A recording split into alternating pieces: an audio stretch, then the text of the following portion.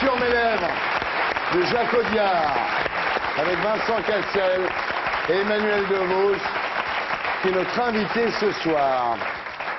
Alors, ce qui est génial, c'est qu'elle évolue dans le film, ça doit être formidable à jouer, ça, non? Ah bah oui, forcément de passer d'un cajot à quand même une fille un peu dégourdie, c'est plutôt agréable. Oui. Ouais. C'est vrai qu'au début, c'est une pauvre petite chose, mais elle est quand même assez antipathique. C'est malin, je trouve. Oui, oui, mais ça, c'est un peu une idée de moi. Je peux me valoriser. Absolument, vous êtes là pour ça. Je trouve que toujours, il y avait...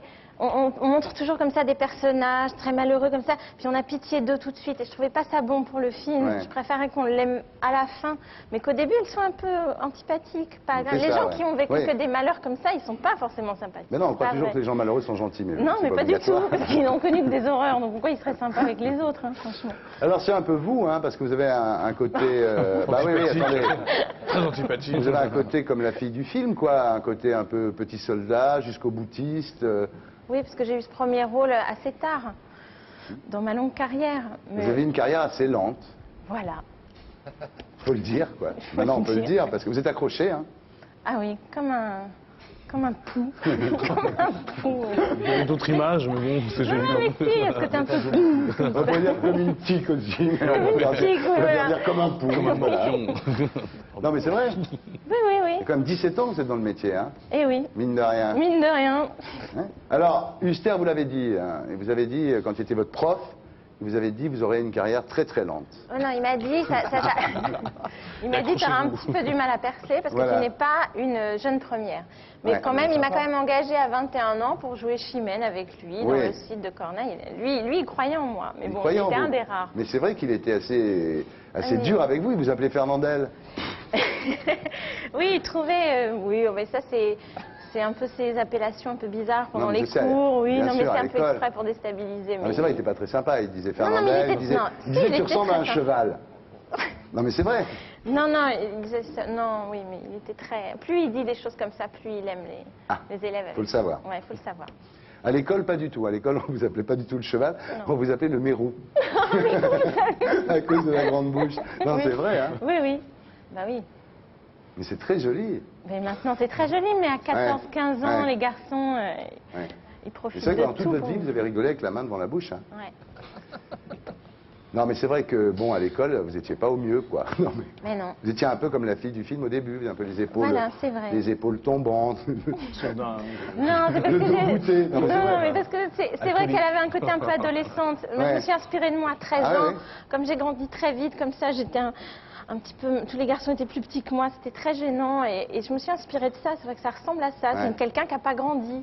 Car là, elle est... voilà, elle n'a pas grandi. Quand vous parlez de votre adolescence, vous dites d'ailleurs, j'étais une grande gigasse. Voilà, la grande Dudu. La grande Dudu, absolument. Aujourd'hui, ça va mieux, là? Tout va bien. Vous détestez vos dents, non? Non, mais doucement quand même. Non, mais j'ai lu dans un journal que vous détestiez vos dents. Oui. C'est pas vrai? Si, je déteste mes fesses aussi. Oh non, les fesses aussi.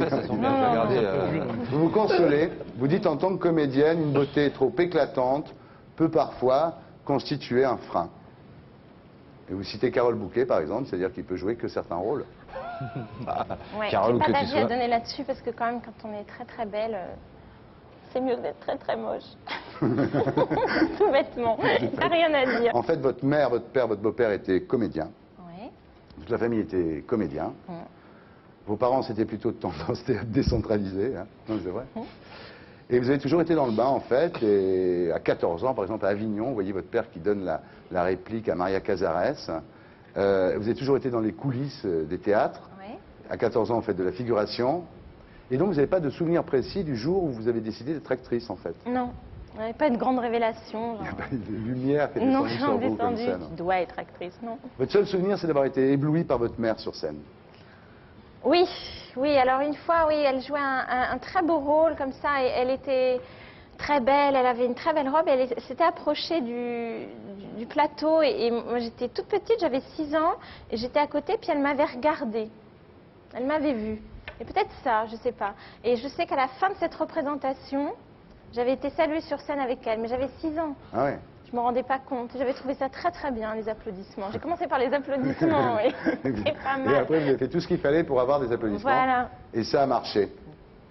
Donc, ça a été naturel pour vous d'arrêter l'école assez tôt, hein? Ah, j'étais super nulle. Je rêvais, j'étais pas du tout là. Non, Pas du affreux. tout là. Non. C'est la vie. Ouais, vous avez une très belle phrase sur la vie, une phrase de Tchekhov.